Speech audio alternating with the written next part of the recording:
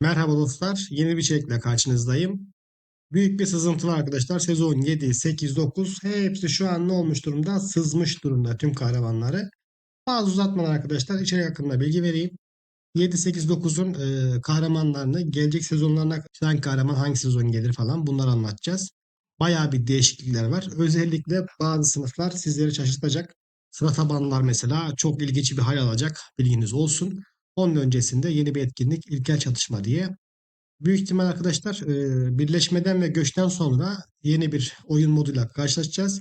Krallıklar kendi aralarında ilkel çatışma adlı yeni bir savaş sahnesiyle karşılaşacak. Soru cevap etkinliğinde arkadaşlar böyle bir şey paylaşmışlar. Bilginiz olsun. Krallık 2'den arkadaşlar Orka isimli arkadaşımız WhatsApp grubuna bunlar sezon 6'nın başında attı. Sezon 6'nın başında arkadaşlar kahraman sıfırlama etkinliğinde ne oldu? Bir oyunda bir açıklık oldu ve sıfırlama etkinliğinde yani sıfırlama arayüzünde bu görseller paylaşıldı. Burada arkadaşlar sezon 6'nın tüm kahramanları var. Hepsi de geldi. Hepsi de geldi arkadaşlar. 5'i de geldi. Size tahminimi söyleyeyim sezon 6 için. Dostlar sezon 6'da Vali'ye Ramses'in destekçisi gelecek. Yani Confucius gelecek Vali'ye. Çarkları ise Kral Count gelecek. Savaşçı kılıç. Roland gelecek. Savaşçı mızrak. Eleanor gelecek arkadaşlar. Eleanor da Maraşal. Hem süvari hem okçu olarak gelecek. Şimdi her valinin kendine ait bir de çarkı var değil mi? O zamana kadar hep öyle oldu. Kendi sınıfına ait bir de çarkı oluyor. Şimdi 3 tane isim var bu çark için. Bir tanesi Saint Louis. Saint Louis taktikçi mızrak ve taktikçi okçu. Romulus var arkadaşlar. Taktikçi kılıç. Bir de Pyrrhus var. O da taktikçi kılıç. Şimdi hal böyle olunca bunlardan biri ya vali diyorsun ya da etkinlik kahramanı. 3 tane ya. Bu üçünden biri gelecek ilk sezon 7'nin çarkına. Saint Louis, Romulus, Pyrrhus. Bu üçünden biri arkadaşlar kesinlikle gelecek. Bunlar da şöyle bakalım. Solon diye bir kahraman var. Destek kahramanı. Mızrak, taktikçi mızrak süvari. Bu destek kahramanı üçüncü. Bildiğin arkadaşlar şeyin aynısı. Elizabeth'in birebir aynısı. Büyük ihtimal oranları farklı olacak. Simon arkadaşlar güzel bir destek kahramanı. Harika bir destek kahramanı. Savaşçı kılıca geliyor. Jifa Maraşal okçuya geliyor Napolyon'un arkasına. Ben çok yükselmedim buna. Roland harika bir mızrak arkadaşlar. Savaşçı mızrağa geliyor. Menes taktikçi mızrak. Çok yükselmedim açıkçası.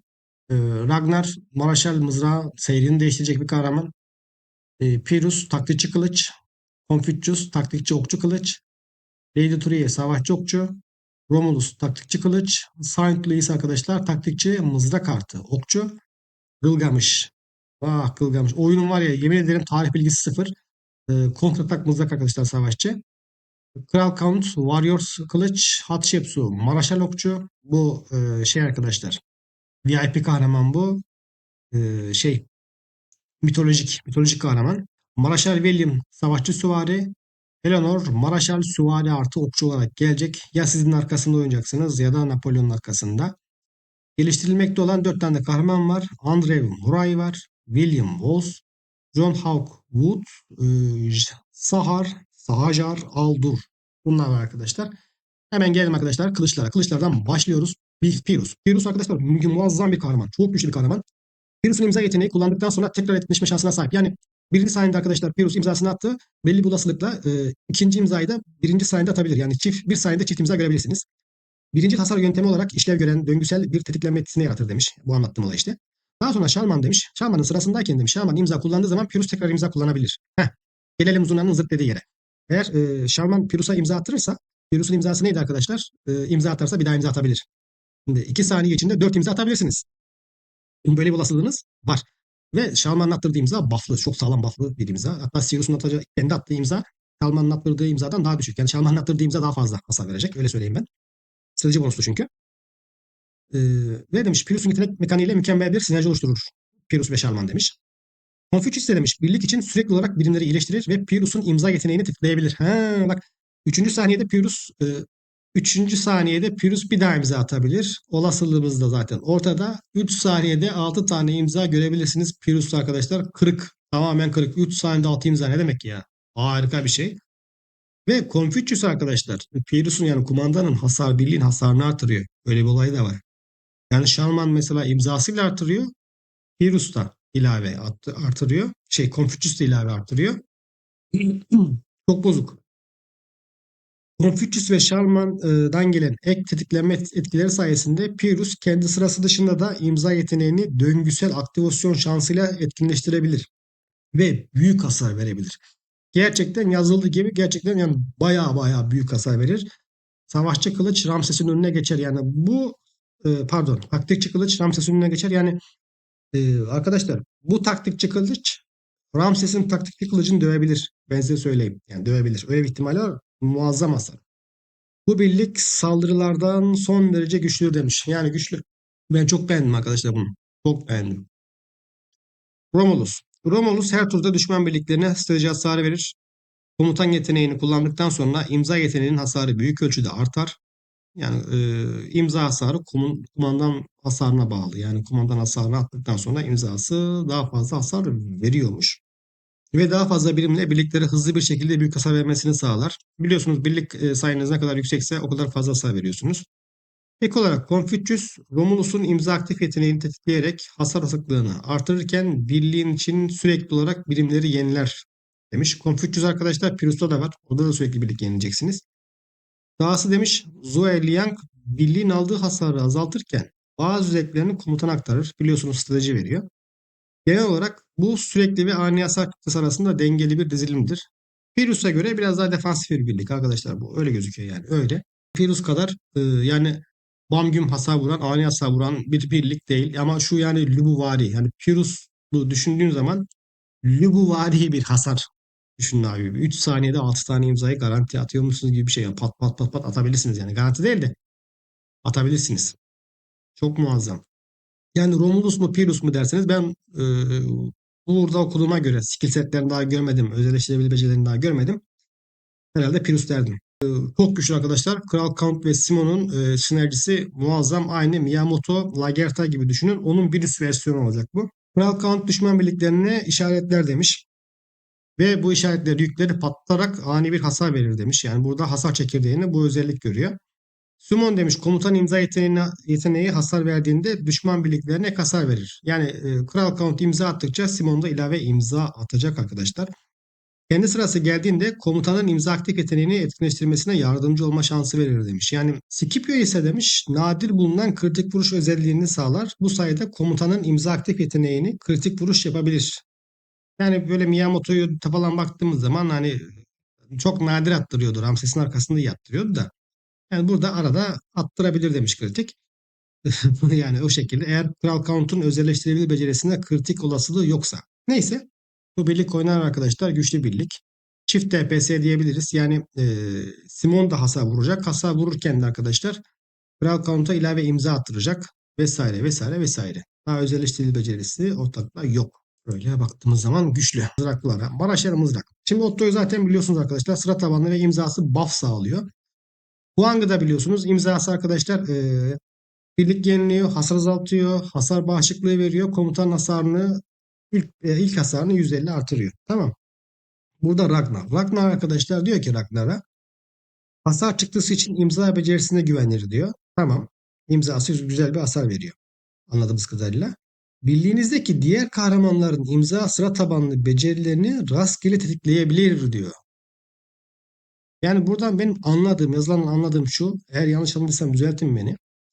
Yani ikinci saniyede Ragnar imza attığı zaman Otto bir imza daha atabilir. Ya da Huang bir imza daha atabilir.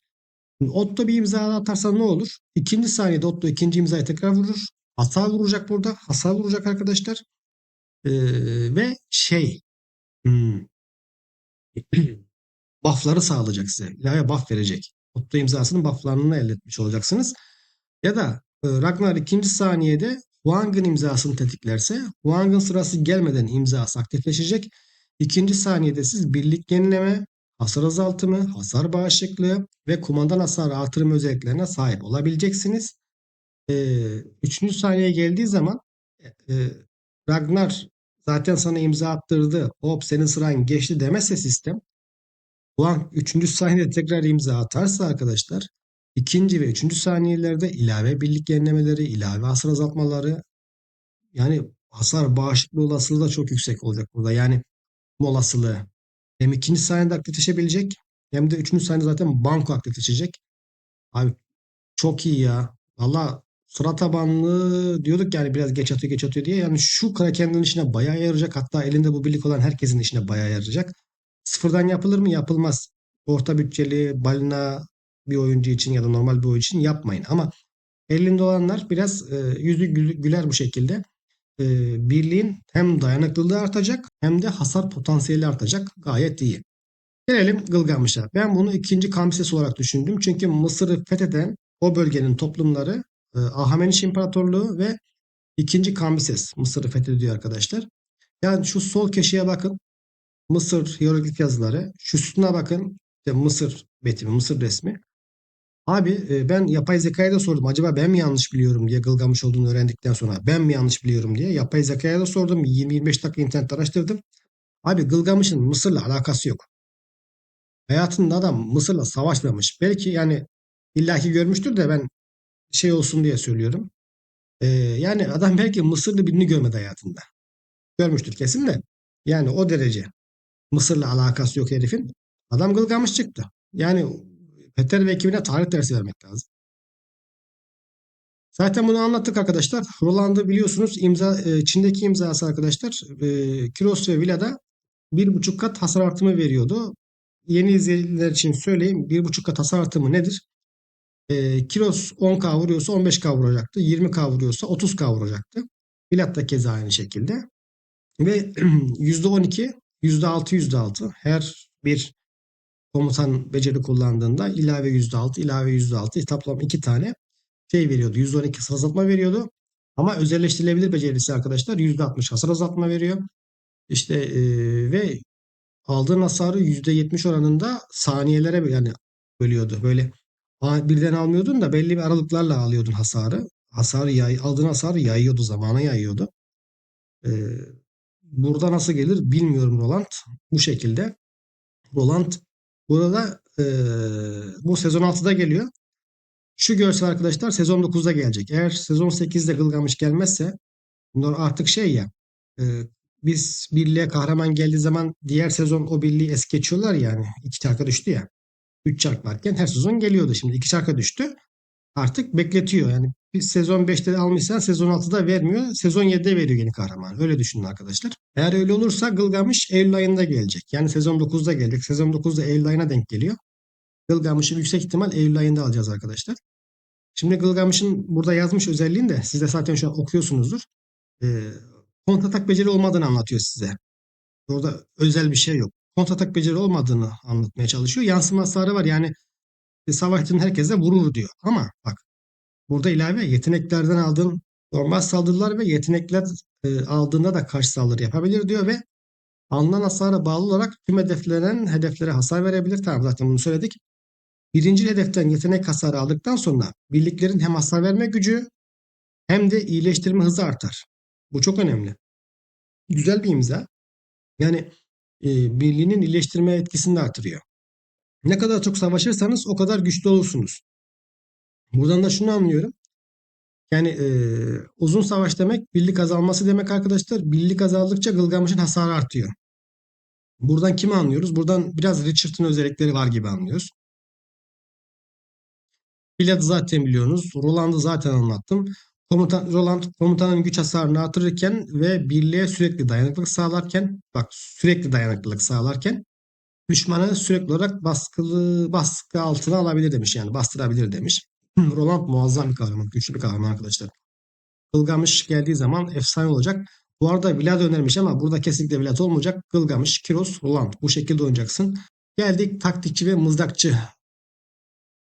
Bunun daha öncesi var mı? Bu şekilde herhalde aynen. İlk önce Aziz Lewis gelecek arkadaşlar. Taktikçimizden birliği komple değişiyor. Komple kahramanlar değişecek sızıntılarda. Yani hepsi değişiyor da bununkini tam vermişler. Yani bununkini tam vermişler. Aziz Lewis. Saint Louis arkadaşlar. Unutmayın bu hem mızrak gelecek hem okçu gelecek. Aziz Louis. Saint Louis, Aziz Louis neyse arkadaşlar. Düşük cana sahip düşmanlara karşı infaz potansiyeline sahip ve komutan olarak bir sonraki kahramanın hasarını artırabilir. Burada anlıyoruz ki abi ana DPS Aziz Louis değil Belisarius. Ana hasarcı Belisarius. Onu anlıyoruz. Ve karşıdaki birliğin canı azaldığı zaman sizin hasarınız artacak. Onu da anlıyoruz. Belisarius imza yeteneği ve özelleştirilebilir yetenekleri sayesinde işte en az bir ikinci vuruş olması gerekiyor. Arasındaki sinerji sayesinde büyük hasar verebilir ve birliğin temel hasar vericisi olarak görev yapar. Temel hasar Belisarius'ta. Elizabeth'te zaten biliyorsunuz arkadaşlar, hasar artırma, hasar azaltımı ve dönüşüm, birlik hani asker dönüştürme o şekilde. Burada da taklitçimizden son halini görüyorsunuz. Belisarius gitmiş, Elizabeth gitmiş arkadaşlar. Menes gelmiş. Menes diyor ki mükemmel komutanlık becerisi hasarına sahip ve komutan olarak görev yaparken eylemleri sırasında birlikteki diğer kahramanlara ekstra eylem turu verme şansına sahip olması onu uygun bir komutan yapar. Yani Mendes diyor kumandan hasarı yüksek bir hasar vuracak. Ondan sonra işte imzasını kullandığı zaman artık imzasının özelliklerini bilmiyoruz. Hasar olur büyük ihtimal yine. İmzasına hasar verdikten sonra ya da iyileştirme, yenileme artık neyse yaptıktan sonra birinci saniyede Aziz Luis ya da Solon'a yetenek attırır diyor. Sırası dışında. Okey. İkinci komutan olarak birliğin hasar çekirdeği olarak Saint Louis. Bir dakika. Birliğin hasar çekirdeği Saint Louis. Burada da birliğin hasar çekirdeği Belisarius. Şimdi Saint Louis mi Belisarius mu? Eğer hasar çekirdeği ise Aziz Louis ise. Oyun demiş ki şu dizilimde çekirdek hasar çekirdeği Aziz Louis demiş. Yani kafalar karışık. Aziz Louis'in özelliğine karşıdaki rakibin canı azaldığı zaman infaz etkisi uygular. Yani ilave hasar verir ya da hasarı artırır. Ve kendinden sonraki kahraman hasarını artırır. Solon'da hasar artıran bir kahraman değil. O zaman Menes, Solon, Aziz Luis oynarsın. Yani Aziz Luis'i sona koyarsın. Buradaki dizilim sırası da yanlış. Aziz Luis'i o zaman 3. sıraya koyacağız. Solon'u ortaya koyacağız. Dizilim öyle olur. Öyle iş yapabilir yaparsa. Öyle olacak. Bu ihtimal öyle olur arkadaşlar. Belisarius seçin demiş. Tamam. 3. kahraman olarak da Solon veya 1. Elizabeth. Ya Solon'u koy demiş ya 1. Elizabeth'i koy demiş. Allah Allah. Solon birliklerinize hasar artışı Elizabeth'te var. Hasar azaltma Elizabeth'te var. Dönüşüm sağlayarak birliğin hayatta kalma ve dayanıklılığını artırabilir. Bu da Elizabeth'te var. Yani şu anlattığı 3 özellik de Elizabeth'te var. Büyük ihtimal Solon'unkilerin oranı yüksek arkadaşlar. Onu anlıyoruz. Yani ana birliğinizde ise değiştirmeye gerek var mı? O öyle bir soru işareti. Boşanma masraf etmeye, para harcamaya gerek var mı? Skill setlerini gördükten sonra öğreneceğiz inşallah. Mızrak da bu şekilde burada bitmiş oldu. Sıra geldi okçuya. Kimden başlayalım? Napolyon, Ramses, Süleyman. Hadi bir Napolyon'dan başlayalım. Napolyon zaten biliyoruz. Ben Napolyon'u çok beğenmiştim. Çok güçlü kahraman arkadaşlar. Tek eksiği öfke yenileme ve imza tetikleme. İmza tetikleme gelmedi. Eleanor'da bu yok ama sürekli bir öfke var. Napolyon zaten ana hasarı kumandan. İmzası da çok güzel hasar veriyor. Selahattin mükemmel bir destek kahramanı. Patır patır öfke yeniliyor. Eleanor diyor ki arkadaşlar birliğinizin öfkesini sürekli olarak yenileyerek komutan becerisini kullanmanızı hızlandırabilir diyor. Süper. Ayrıca birimlerinizi düşük seviyedeyken hasar atma sağlayarak birliğin hayatta kalma olasılığını artırır. Yani askerin azaldıkça hasar atma kazanacaksın. Onu bence başta vermesi lazım. Yani asker azaldıktan sonra vermesinin bir anlamı yok. Yani yalandan koymuşlar gibi duruyor. Ve birliğin zayıf dönemlerinde birliğin zayıf dönemlerinin daha iyi atlatmasına yardımcı olur demiş. Öfke yenilemesi dışında pek bir hype'lanmadım. Yani Eleanor'a çok hype'lanmadım açıkçası. Öfke yenileme iyi. Napolyon'a 4 saniyede 5 saniyede bir kumandan attırırsa şu şekilde şu ikisi hala. Gelelim buna Jifa'ya. Tamam bunu biliyoruz. Bunu da biliyoruz. Jifa ne diyor bize? Jifa ne diyor? Şu ikisini anlattım. Jifa. Şu sezon 6'da gelecek. Jifa da büyük ihtimal arkadaşlar sezon 8'de gelir. Sezon 8. Sezon 9'da da gelebilir. Ben size söyleyeyim yani geç de çok geç de gelebilir. Uzun bir süre daha Selahattin'le oynayabiliriz. Peki ne kaybederiz ona bakacağız. Cifa birliğe Higi koruması durumu sağlayarak savaşın başlarında yüksek hasara karşı hasar azaltmayı artırır. Güzel. Komutan becerilerinin daha iyi kullanmasını sağlar. Kumandan demiyor. Komutan becerilerini diyor. Daha iyi kullanmasını sağlar diyor. Daha iyi kullanmasını sağlar demesi hasar artırır mı, tetiklenme mi? O muamma. Bana büyük ihtimal hasar artırımı gibi geldi. Ve birliğin hayatta kalma oranını daha da artırır demiş. Bu da artırıyor, bu da artırıyor. Tamamen meydancı yapıyor. Ama Selahattin çıkarsa ne kadar sık kumandan atabileceğiz? O da var. Umarım Jifa'nın özelleştirilebilir becerilerinde öfke yenileme vardır. Umarım ki vardır. Şurada imzasında olmadığını anlayabiliyorum. Ramses, Confucius, Suoleng. Zaten Liang'ı biliyoruz ama siz de biliyoruz. Confucius burada bize ne verecek ona bakacağız. Anlatmıştık da zaten. Ramses'e ilave imza tekleme olasılığı verecek arkadaşlar. Ramses'in hasarını artıracak ve sürekli birlik yenilecek. Bu sürekli birlik yenileme olayı da şu şekilde yüksek ihtimal saniye başına yani hasar vuruldukça, hasar verdikçe birlik yenilecek ya da hasar aldıkça birlik yenilecek. İkisinden biri. Değişen bir şey yok. Saniye başına birlik yenileme ikisi de demek. Yani ikisi de saniye başına birlik yenileme demek. Çok yüksek birlik yenilecek diyor. Bakalım diyecek kadar birlik yeniler mi? Ama vali kahramanı beklentiler çok yüksek. Büyük ihtimal çok sağlam bir birlik yenilemesi olacak arkadaşlar. Onu anlıyorum ben. Ee, Ramses birliğini daha da meydancı yapacak. Gizli öfke, okçular. Lady Turi hasar çıktısı için ikinci yıl vuruş becerilerine güvenir ve ikinci yıl vuruş becerilerini kullanırken ek bir ikinci yıl vuruş etkinleştirme şansına sahiptir. Aynı Pyrrhus'ta olduğu gibi arkadaşlar beceri içinde beceri atma olasılığı. Birden fazla ikinci yıl vuruş etkinleştirmesinden sonra birliğiniz için gizli öfke etkilerini biriktirebilir ve bir sonraki beceriden alınan hasarı azaltabilir demiş. Güzel. Hasar azaltması var. Alparslan kaçış durumunda odaklanan tamam. Alparslan'ı da biliyoruz arkadaşlar zaten. Mehmet de biliyoruz. Ee, Olur mu? Bak göreceğiz yani. İlave hasar azaltma var. Dayanıklılık artacak. Hem Mehmet'te var hem Lady Turi'de var. Hasar azaltma. İlave beceri atma olasılığına sahibiz ve çift DPS'yiz. Alparslan'da DPS arkadaşlar. Lady Turi'de DPS. İkisi de hasarcı komutan. Güzel bir dizilim olacak gibi duruyor. Ama işte bu kadar işe yarar. Aziz Reis Süleyman Konfüçyüs. Taktikçi mızrak. Ben bunu o kadar çok beğenmedim. Niye beğenmedim? Şimdi biz Süleyman'ı niye oynuyoruz? Şalman var. Ee, Theodora var ya da Şalman Liang var. Tamam mı? Oynayana göre değişir. Lubu'ya karşı dirençli, dayanıklı, sağlam, kaya gibi çok zor ölüyor. Çok yani güçlü bu konuda. Zor ölüyor arkadaşlar. Çok dayanıklı olduğu için, kolay ölmediği için ve meydanı susturduğu için. Özellikle aktif becerileri komple susturduğu için. Yani Süleyman susturma kullandığı zaman ya da yüzüğü sayesinde ya da Sandrak oynuyorsanız fark etmiyor. Yani Süleyman oynarken meydanı susturduğunuz zaman arkadaşlar ne oluyor? Aktif beceriler kullanılamaz hale geliyor. Sıra tabanlı pasif ve ikinci becerilerde de sadece kumandan becerisi kullanılamıyor.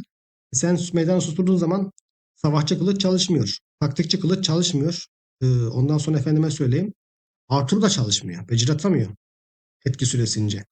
Ve bunu şansın varsa 2 defa 3 defa atabilirse savaş esnasında yani yüksek seviye balinaların, krakenlerin bel kemiği olan aktif beceriler, Ramsesler, Suntuzular, ondan sonra Arthur'lar çalışmayacak. Yani beceremeyecekti. Ama sen burada Konfüçyüs'ü koymuşsun. Şalman çıkmış, Theodora çıkmış, Liang yok. Aziz Reis öneriyorsun. Tek başına Konfüçyüs nasıl tutsun bu birliği? Nasıl tutsun bu birliği? O kadar güçlü mü yani? Eğer bu birliği tek başına tutacak kadar güçlüyse Ramses o zaman çok iyi. Çok baya iyi yani. Neyse uzatmayalım. Saint Louis mükemmel hasar verme gücüne sahip ve komutan olarak bir sonraki kahramanın hasarını artırabilir. Tamam. Mükemmel hasar verme şeyine mi sahip Aziz Louis? Mızrakta öyle söylemiyordu ama. Neyse. E, Süleyman'ın hasarını artıracak. Okey. E, Komutan yeteneği düşmanlara etkisizleştirme uygulayabilir. Zayıflatma uygulayacak. Etkisizleştirme. Susturma mı demek istiyor? Eğer kumandan becerisi susturma atıyorsa süper. Bir de daim alev kanatları koyuyorsun. Oh, ve alevlenme yeteneğini öğrenerek yanma etkisi verebilir. Bu seçmeli beceri. Tamam. Süleyman Birliği'yle koordineli bir şekilde çalışıyor. Konfüçyüs zaten hasar artırıyor. İmza tekleme etkisi veriyor. Ve sürekli birlik geliniyor. Değişik bir şeye benziyor. Umarım güzel olur. Taktik Süvari'den başlayalım. Belisarius, Fatih Bilim, Salon. Solon'a zaten baktık arkadaşlar. Yani buradan DCG'ye çıkartıp soğanı koyar mısınız? Solon 40K 50K birlik yenilemeyecekse DCG'ye çıkartmana gerek yok. Solon zaten Elizabeth'in 2.0'ı. Elizabeth'in bir üst versiyonu gibi duruyor. 40K 50K 60K birlik yeniliyor. Yani şu değil dizilim. Bu dizilim Hannibal, Fatih William, DCG'dir. Yani bu dizilim budur. Alternatif olsun diye koymuşlar. Bana tuhaf geldi. Bana tuhaf geldi. Zaten sonunu biliyorsunuz arkadaşlar. Yani okumama gerek yok. Süvari Elizabeth gibi düşün işte. Elizabeth'in süvari, taktikçi süvari versiyonu gibi düşünün. Biraz daha güçlendirilmişi. Eğer DC'ye kadar birlik yenilemeyecekse gerek var mı bilmiyorum yani şüpheli. William Marshall. Arkadaşlar hemen özelliklerini okuyalım. Sonra yorumlara geçeceğim. William Marshall özelleştirilebilir becerileriyle kritik vuruşlar yapabilir. Ve ikinci vuruş becerisi donatmak faydaları en üst düzeye çıkartır. Özelleştirilebilir ikinci vuruş becerilerini sık sık tetikleyerek büyük hasar çıktısı sağlar. Komutan olarak uygundur. Timur defansiflik sağlar. Kritik attıkça ilave defans falan verir. Yani savunmayı artırır. Zayun da biliyorsunuz çifte saldırı, kumandanı besleme, kendisi de hasar kritik. Şimdi bir tane sakin su alıp, sağlam bir sakin su alıp e, onu kullanıp Timur yerine Lub'u koysak, dizilim şöyle olsa: William, Zayun, Lubu ya da Lubu, Zayun, e, William. Zayun'un arkasına ya William'ı koyacaksın ya Lubu'yu koyacaksın. O şekilde oynanır mı? Abi çünkü Lubu 7x hasar atıyor ya. Yani 7x vuruyor. 7x. Bu yaban atılacak bir şey değil. 40k, 50k, 60k hasar atabilen bir kahraman. Onu çıkartıp sen yani 3 DPS'de oynamak varken niye ben Lubu'yu çıkartayım? William, Lubu, Zaun yani bu üçlü oynanır gibi geliyor. Zaun'un arkasına kimi koyarız? Bunu geldiği zaman göreceğiz. Oynayan arkadaşlar görecek. Gelelim Elsit, Eleanor, Robin Hood arkadaşlar. Burada iki tane öfke yenileme var. Biri Eleanor'da, biri Robin Hood'da arkadaşlar. Elsit imza attıktan sonra Robin Hood Elsit'in hasarını da arttırıyor. Böyle bir olay da var. Şimdi çok hızlı öfke yenilemesi gerekiyor. Yani e, çok hızlı öfke yenileyip böyle 3 saniyede 4 saniyede, aslında ideali bana göre 2 saniye de oyunda onu yapmaz. 3-4 saniyede herhalde bir şey yapacak. Kumandan attıracak 4 saniyede falan bir. Ve sürekli çift imza, çift imza, çift imza. O zaman abi Eleanor'la Selahattin'i koy. Daha hızlı olsun. Daha az yani. 2 saniye falan 2,5 saniye düşer mi bilmiyorum da. Sanırım düşmez ama yani çok gereksiz abi. Sezon birden beri şu kahraman oynuyor. Sezon olmuş 7 bak hala esit duruyor. Ben eminim sezon 10'a kadar götürür bu esit. Sezon 10'a kadar durur. Kimse de oynamıyor zaten. Artık bu kahraman değişmesi lazım. Yani sezon birden beri ya. Sezon birden beri nedir arkadaş? Ne yaptın Peter? Senin deden Elsit mi? Elsit'in soyundan mı geliyor? Ne bu Elsit sevdası? Lubu'yu bile çıkarttın, Elsit'i çıkartmadın ya. Önerilerden. Yemez yani. Hannibal bunu döver. Belisarius'lu yeni dizilimde döner. Hannibal da döver. Zaten Lubu içinden geçiyor. Şimdi bir de William geliyor. Mızraklılar zaten gırla. Onlar da. Yani savaşçı kılıçlar da döver. Ya bu adam kimi dövecek? Dostlar, video buraya kadar. Umarım yararlı olmuştur, bilgilendirici olmuştur. Sorularınızı yorumlarda cevaplayabilirim. Yorum atmayı ve beğeni atmayı unutmayın. Ufacık da olsa, yalandan da olsa bir yorum atarsanız sevinirim. Kanala abone olmadıysanız abone olabilirsiniz. Beğenmeyi, takip etmeyi unutmayın. Kendinize iyi bakın. Hoşça kalın.